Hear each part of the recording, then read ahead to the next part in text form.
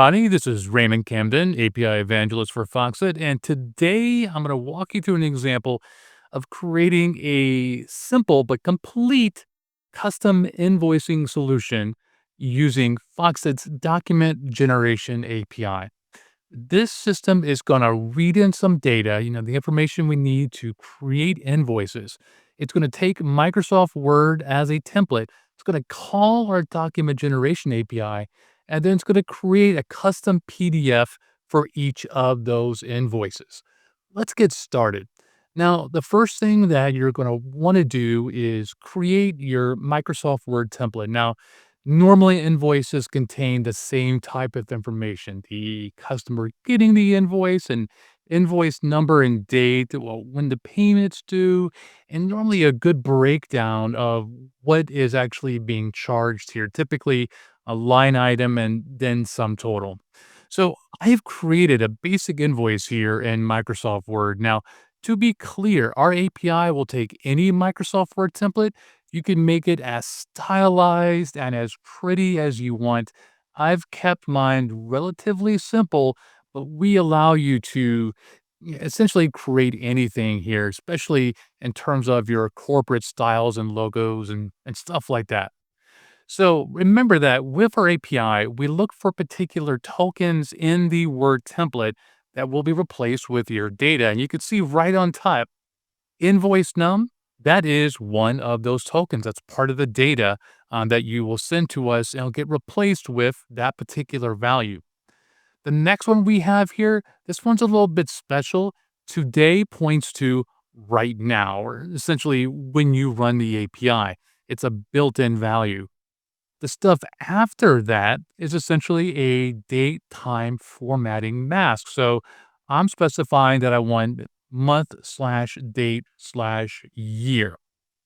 Going down the template, the next thing, account name, simple value. Payment due date, also simple value, but because it's a date, I could also do formatting on it as well. Now we get to the real cool part. So our invoices will have an array of line items. These are the things that you owe us money for. And within Foxit's document generation API, I can create a table that will expand based on how many items you send it. So I create a table like I normally would in Microsoft Word. I style it based on whatever makes sense to me. And you can see I have a header on here. I pick the color, the font, and so forth. The next row is where I start putting in those special tokens. I know it's a little bit squished, but you could see here, table start colon, that begins the iteration over our information. Line items, that will be the array of data containing our line items. The next value here, row number, is another built-in variable, and this will be essentially a counter from 1 to how many rows of data you send. The next three items are just vanilla data: product, quantity, and price. Total prices as well, but you could see we're doing another formatting function on it. Currency, that's going to basically take that number and mark it up in dollars and cents for us.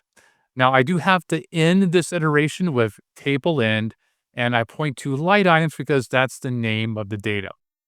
The last token will show another built-in feature we have where we could say if you're working after a table, you can do a sum on the tabular data above, in this case, the last column, and get the total amount based on those line items, and also put a currency filter on that as well.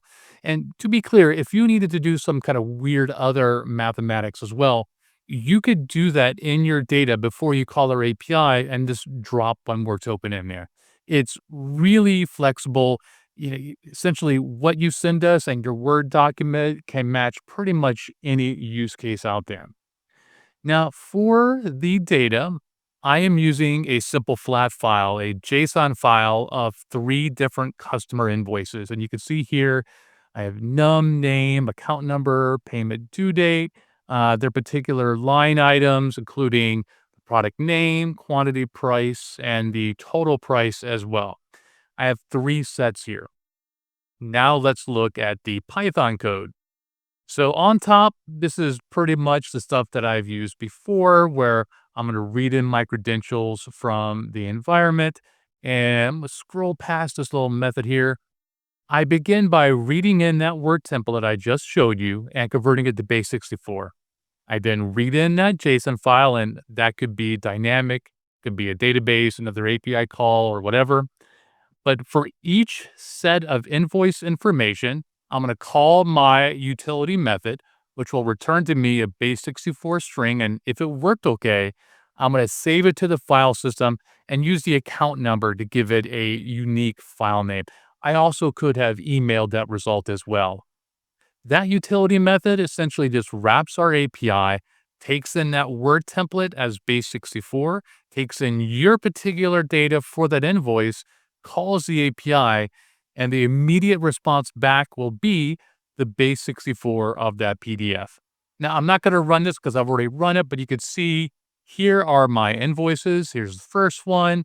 You can see the total is correctly based on the line items. Here's my second invoice. And here is my final invoice as well. And you can see the table changed for each one, the values changed, and so forth. So check out our documentation, check out our developer blogs as well, and come ask us questions on our forums. Thank you.